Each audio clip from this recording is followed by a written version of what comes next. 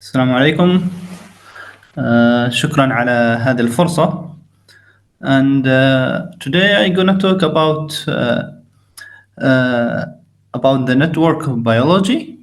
My topic titled with From the Concept to Application Advanced Bioinformatics Techniques in Biological Networks.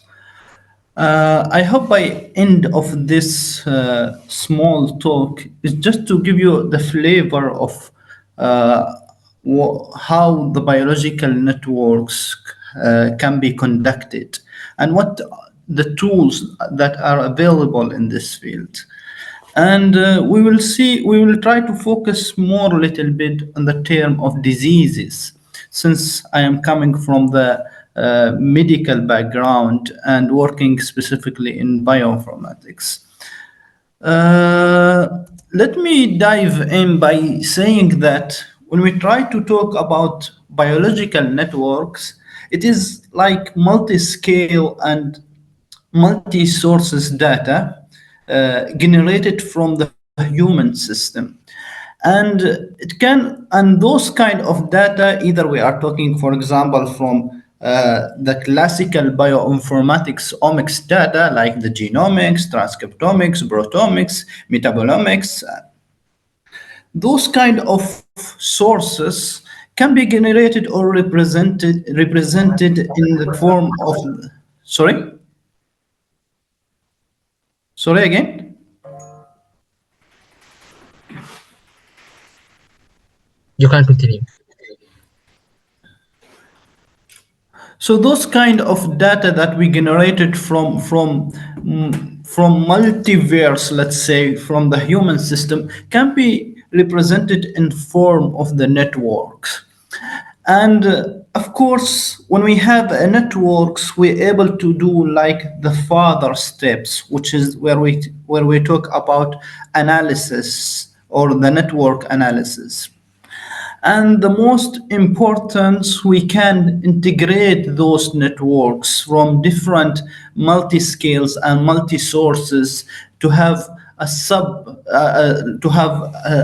super networks and a comprehensive profiles that coming from different resources to have the full pictures. So in summary of this slide, I will say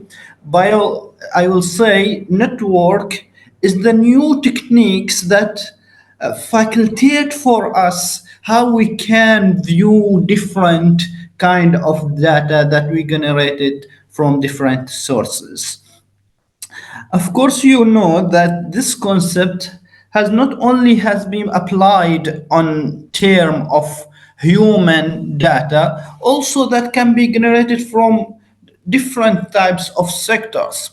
مثل ما انتم تعرفوا انه يمكن نحصل على الداتا من مثلا من قسم الاتصالات، من قطاع الصحة، من قطاع التعليم، من مختلف sectors that we can generate a data and we can represent it in form of networks, and therefore we can analyze it more steps to have the full and comprehensive profile.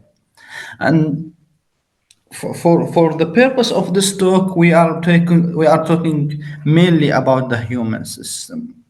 By the way, you can go back for the paper that has been published by Dr. Anastasis Ollis. He's working on Cyprus Institute of Neurology and Genetics, where he actually one of the mentor in biological networks conducting. So let me go deep more, where I will try to just give a brief concepts about the kind of analysis that we use to do it in networks analysis approaches. So networks is approach to visualize and study relationship among different entities. When we say entities, we are actually focusing in the node of the networks. And once we have interactions and once we have a relationship between those nodes, we're able to say we have a networks. And since it is can be coming from different sectors, as I said, we're able to name it by different things like the node, the actor, the vertex. Like, for example, in computer science, we name it nodes, and so on in other fields. For interaction, the same things that has been applied. And from those networks, we can generate a mathematical matrix, a mathematical background, a mathematical set to allow us for doing a kind of mathematics works to understand more. For example, asking how many nodes we have, how many interaction we have, and we will come for those concepts just in the couple of slides. So we have different types of networks. When we have a direction for the relationship between between the nodes, we able to say that we have the symmetric, which is the undirected networks, and we have asymmetric, which is the directed networks. And those figures are representing the both types of networks. This is the undirected, where there is no clear direction for the interactions between the nodes, and we have the directed networks, where we have a clear direction of the network. Okay.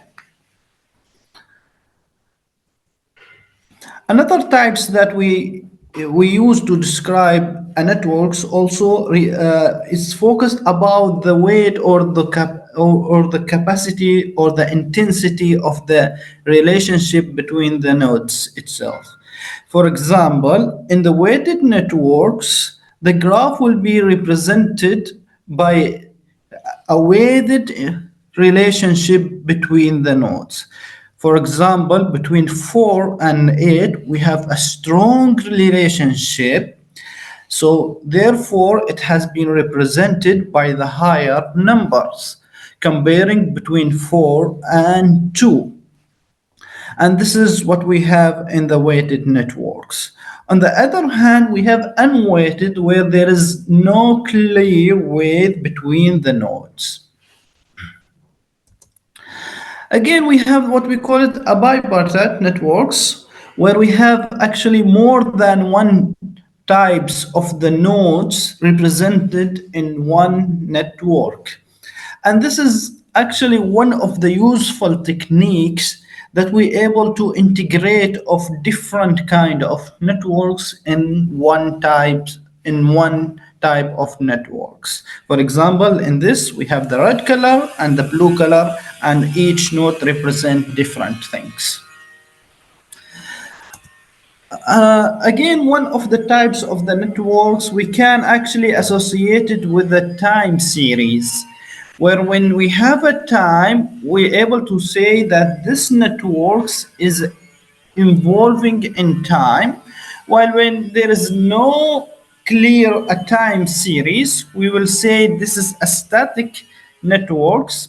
And if we see the networks by different times, we're able to characterize what changes that has been happens, what changes that occurs during the networks during the time. For example, in the period one, we have like this networks. In period two, we get more types of node that linked with the networks, and with the period three, we get more and more. Right now, I will go just to highlight a kind of mathematical works where we can shift the networks to the matrix. For example, here for this weighted networks, we shifted to the weighted matrix, where it's coming like this graph, like this matrix here. On the other hand, we can also we can like converting the network to adjacency matrix, where where the relationship between the nodes represented by 1 and 0. I am sure right now there is a couple of questions that coming in your mind. Why do we need to convert like this networks? Of course, this types of approach allow us to handle the networks, especially if it is big networks, in the computational process. And this is actually facultative for us, even the mathematical equations when we deal with the networks. Okay. Uh, Regarding what kind of analysis that we can do it on the networks, there are a lot of kind of mathematical works up that we can do. Simply here we have, I will mention just a brief of some of them, like the degree, which represent uh, the numbers of the connections that has been associated with specific network. For example, if I am gonna look for the node 4, I will find that we have a 6 interactions between for the node 4. So we're able to say right now the degree of the node 4 is 6, and so on for the other types of nodes. For the strength, it's the sum of the weight connections for that specific node. If we have a weight here, like 3, 2, 4, 6, the sum of those weighted connections, we will get the final score of the strength. Again, we have the shortest path, which represent the minimum distance between two specific networks. For example, between 10 and 3, we have this short path that tell us those two networks can be interact with each others by this channel here. And we have another concept, which is the hubs node, which is represent the significantly higher number of connections. And we can say it is the higher degree on nodes in the whole networks.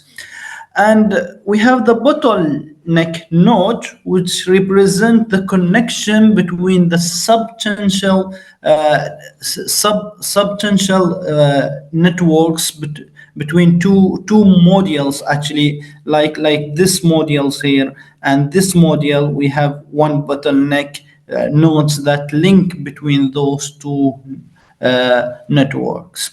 So when we are considering about those networks, is it important to understand those concepts about the networks? Why we are need to do some like mathematical topologies analysis?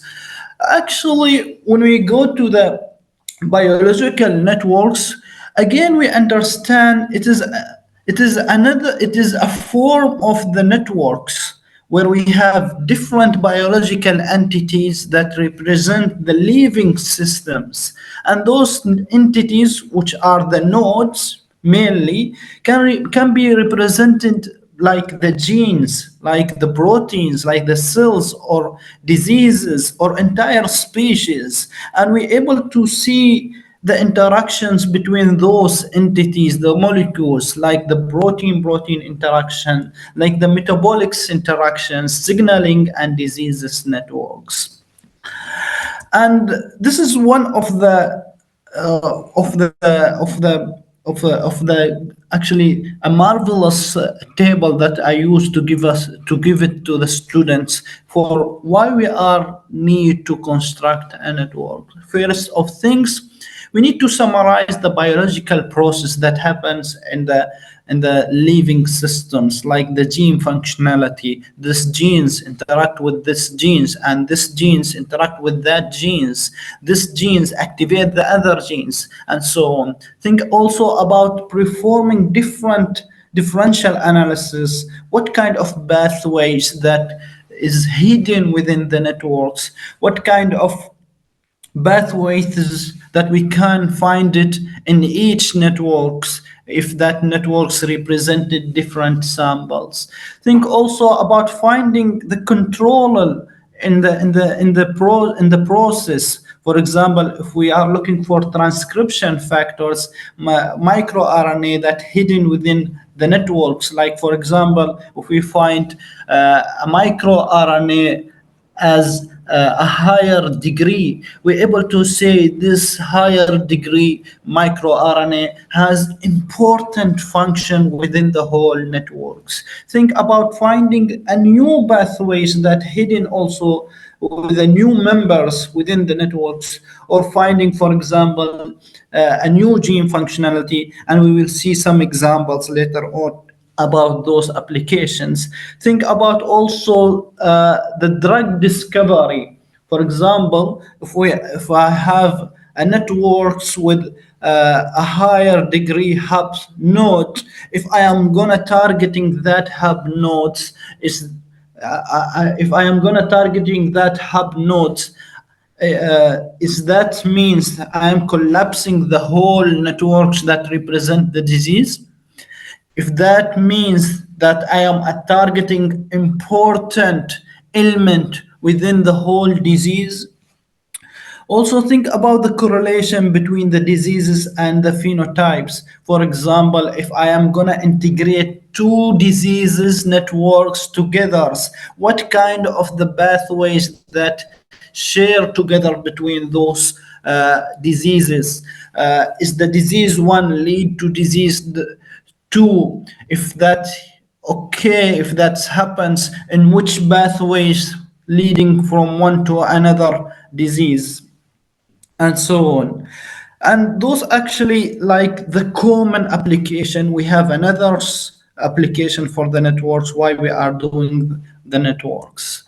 And here just I gonna go briefly about some types of the networks, like the protein interactions networks, where the node are represented by the proteins and the edge represented by the interactions between those proteins.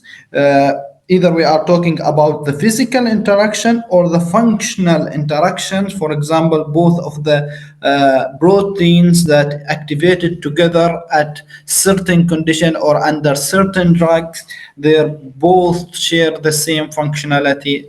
And there's although there is no physical direct interaction between those two proteins, but we by observation we're able to say those proteins are expressed under the same conditions. And if we go back to this paper here, you will able to see they construct and analyze protein-protein interaction based on proteomics data for the prostate cancers, where they seed some proteins as input for the networks, and they're able to get a huge number of the proteins that also involve in the prostate cancers. And by analyze this network, they found actually some of the hub genes, some of the hub proteins that consider as important element for the prostate cancer progress or pathogenicity of the prostate cancers. And we have the metabolic networks, where it is involved a metabolic pathway in the cell or the organisms. Those networks actually map the chemical reactions of the metabolisms, and also show how different substrates as input can be converted into product through the enzymatic reactions. The nodes usually represent the metabolites, like the small molecules, sugar, amino acids, and the reactions, the biochemical reactions are representing the interaction or the relationship among those nodes. And of course, I really recommend to go back to this paper, where they actually try to see what kind of metabolic reactions that happen that occur under oxidative stress. They again found that certain elements that play important roles to facilitate the interactions between one molecules to the another's, and they reported for the first time for some pathways that those kind of element play important role in two pathways, for example, or these items in the middle share between those two important metabolism pathways, and so on. Another types or another example of the network, we have cell signaling networks, which is one of the great approach to present the signaling pathways within the cell or entire organisms. It's usually in the traditional way we able to see that where we have the external activator of the signaling receptors, and under the cell membrane we have some kinases interactions where we come to at the end for transcription factors activated, and so and later on it will activate for us some certain genes. That genes will express to have to give us proteins. This is the traditional way of viewing the signaling, cell signaling, especially from externals environment. With the networks approach, we're able actually to add a more entities, a more networks, and we're able to actually to investigate about the crosstalk between different type of signals or pathways. And again, by doing some kind of topologies analysis, like the strength of that networks, the hubs, and we able to see the important player between, for example, two signals. Like if we go deeply to this network, we will find this pathway here or this channel here uh, play the important crosstalk between those two pathways. For the drug discovery, for example, what will happen if I am gonna targeting the player rules here? I am gonna destroy the whole signaling in these channels. And I really recommend to go back to this paper here where they emphasize more about the crosstalk between different signals networks. Another types of network, which is the diseases network, and usually it is represented. Why we are representing a disease in the form of networks? Because as you know, some diseases are complex, and we cannot find. We cannot actually view that disease from one single angle.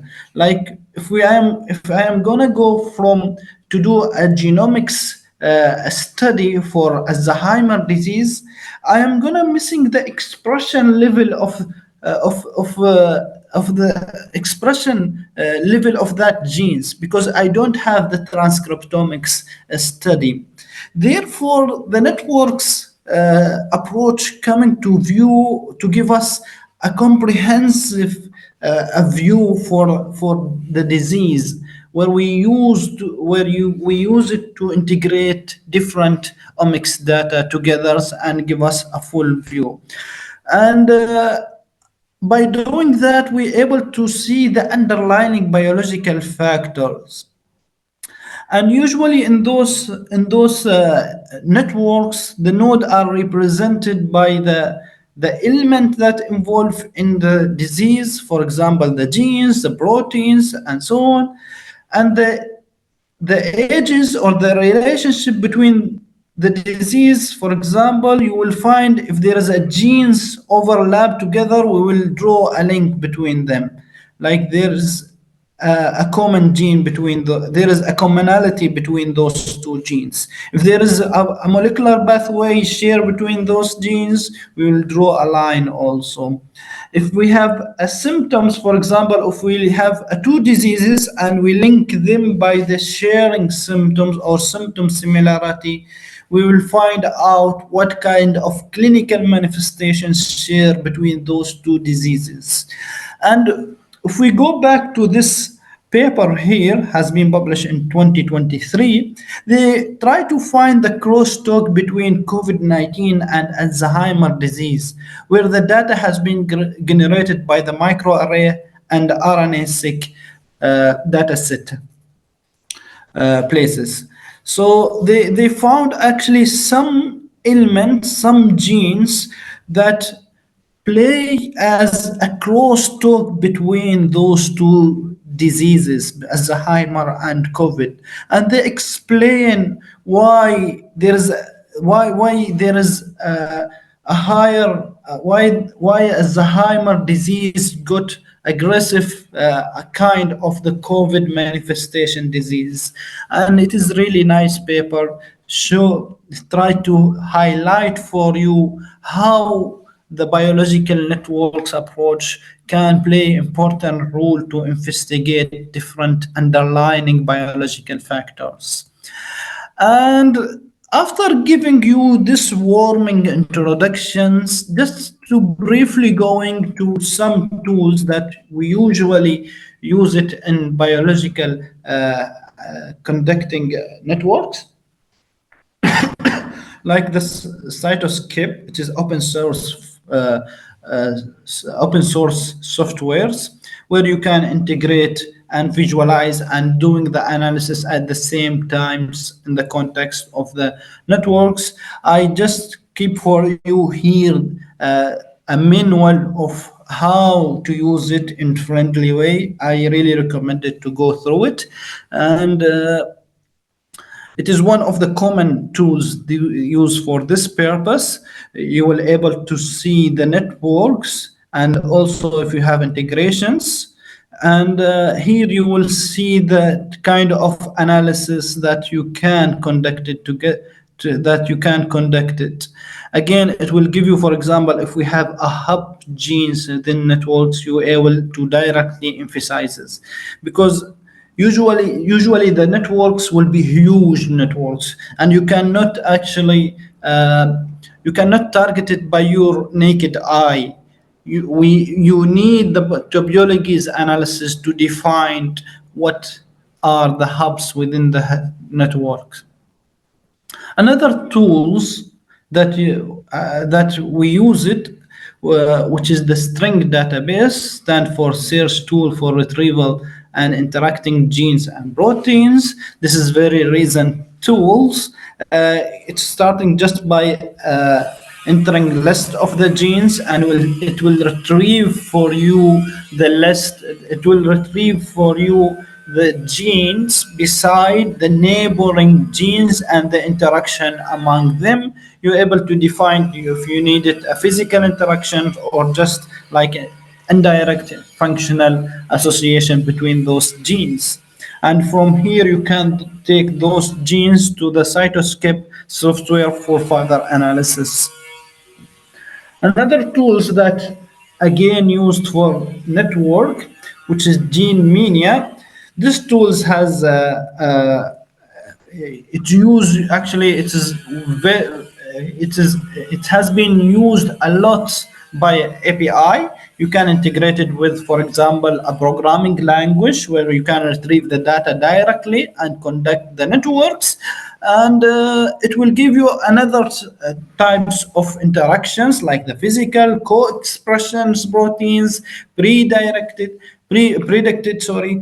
gene interaction co-localization networks. If those genes are located together in some certain tissue, it will show you also if there's a pathways and share protein domains also. And again, I collect the manual for you. I put the link for the manual for you just to go through it. And the last one here, the biograde, actually this is available also as a package in Python and R programming language.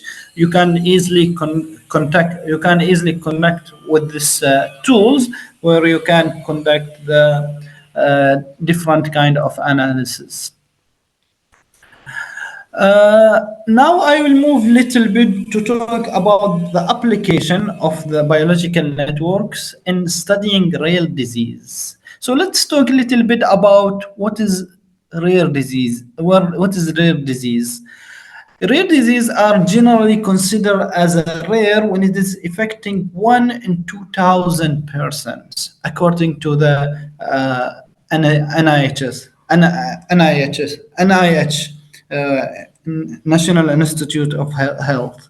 And there are actually there are actually 6,000 reported rare diseases right now. And rare diseases, we use to say it is represented by a wide range of disease phenotype. And because of that, it will be difficult for us to characterize those diseases unless I mean, it is not like the common characterized diseases like the monogenic disease, where we say this is disease caused by this certain gene. Oh, because we don't know actually the genes that involve in rare diseases. Uh, due to the small size of the populations and the higher research cost, probably also the low return in revenue, the studies of rare diseases that has been largely neglected. Actually, you will not find that much study in this field because of those reasons that I mentioned it here. And if we see actually the FDA currently they approve around 492 drugs for only 5% of the rare diseases, and this is tell you how important to invest in the rare diseases, because remember that we have 6,000 rare disease. Majority we don't know that much about it, and therefore we have less drugs, approved drugs for those diseases. uh, Sorry, okay. One of the examples about the rare diseases, which is the congenital hyperinsulinism. It is a rare disease that affecting approximately 1 in 50,000 newborns. Patients usually in this condition have a series of complications like the breathing difficulties, intellectual disability, brain damage, seizures, coma. Today we know about 14 genes that has been associated with this disease, and when those genes got a pathogenic mutations, they manifestate with this kind of the disease. Uh, Unfortunately, we see that around actually the most common mutations happens in ABCC8 genes, which is the most common that cause for this disease, which is containing, which actually represent the 40% of the cases, whereas the cause remain unknown about the other types of the disease of the disease itself. Although we have 14 genes right now, just we know that commonly in these genes, and the other types we don't get it that much.